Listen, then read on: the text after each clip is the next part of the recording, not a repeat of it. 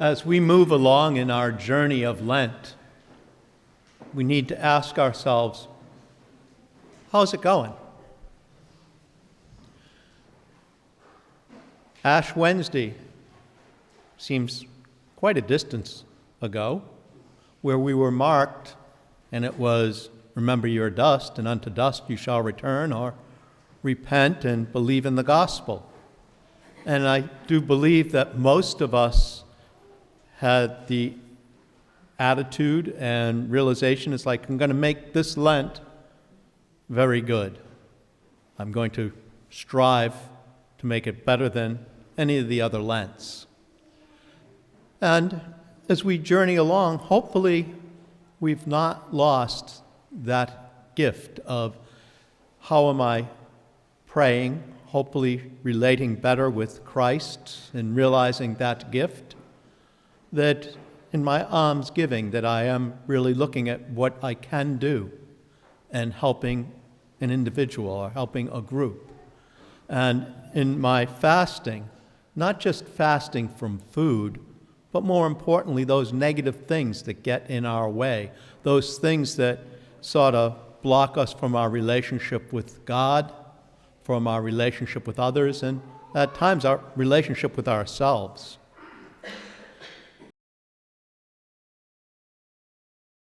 In Moses' sandals today. You're doing your work, ordinary, usual day. And as you're tending the sheep, all of a sudden, a flame catches your eye, and you begin to turn to find out what's going on. Here's a bush that's burning, and as we've heard within this last year, fire can be so dangerous. We look out west and so many of the different fires, and even in the east, in New York, and different areas, of how it just consumes everything in its path and how it can really get out of control. But this fire is not spreading, and it's not consuming the bush. So Moses goes over, as I think most of us would if our eyes caught it. And as he moves closer, God speaks to him. Moses, come no further. Take your sandals off. You're on holy ground. And Moses listens, and paying very much attention, God begins to speak and make himself known. And in that knowing, he says, I am the God of Abraham, Isaac, and Jacob. The forefathers, that's connected to us. That's the fathers of our faith. And God tells him, you are to tell my people that I am who am, and that they're to follow what I ask. And as we listen to Paul's second reading, we realize that it was not an easy path. It was quite challenging. Now, pause for a moment and think, what if Moses hadn't noticed that burning bush? Would God's plan still be able to come together? Would they still be able to understand how God is calling them to be a special people and how he wants them so much to turn their hearts to him, to do good, to realize that we're loved in a way that goes even beyond anything we can describe, and to try to live that out. Our Lenten challenge is to realize, what are the burning bushes that I pass in my life? How is God coming and seeking to speak with me in my ordinary, everyday experiences? That God is out there, and he's a flame that wants us to understand the holy ground that we walk on, and that each and every one of us are called to recognize that goodness.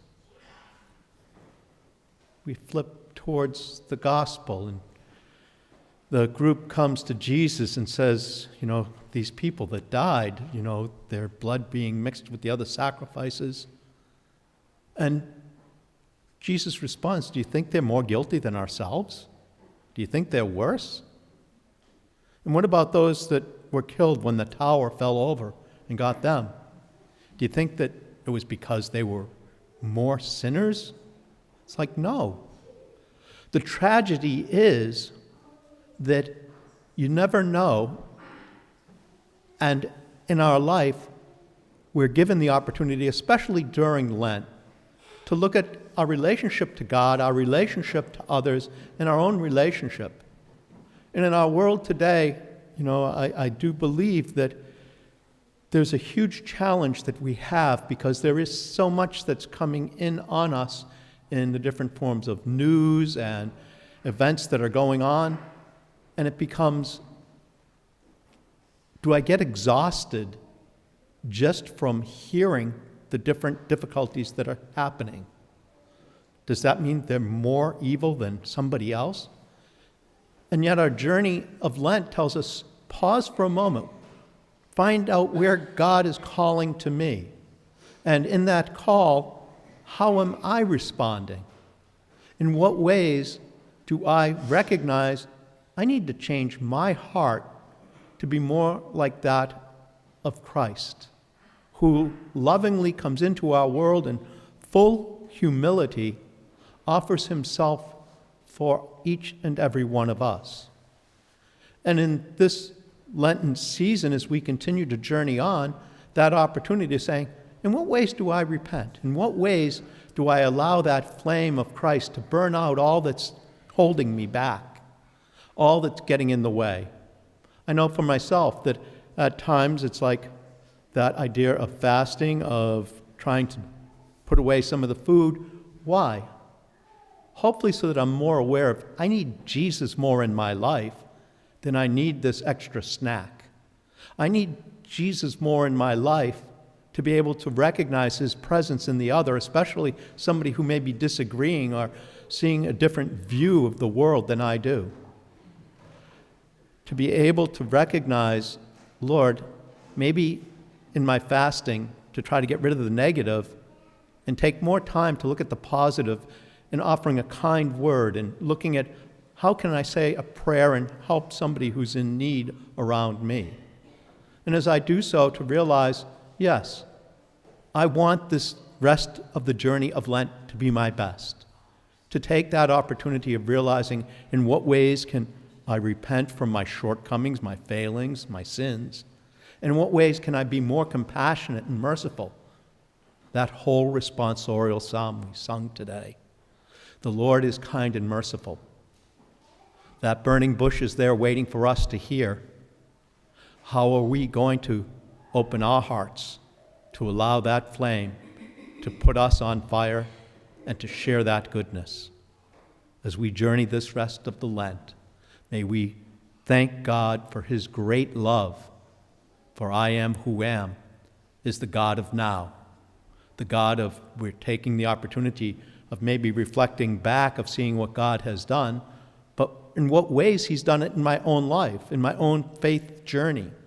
And in that journey, what ways can I look forward to realizing, Lord, I need your grace, I need your help, but help me to also realize how I can bring your word, your love, your goodness into my place, my experience, my opportunities.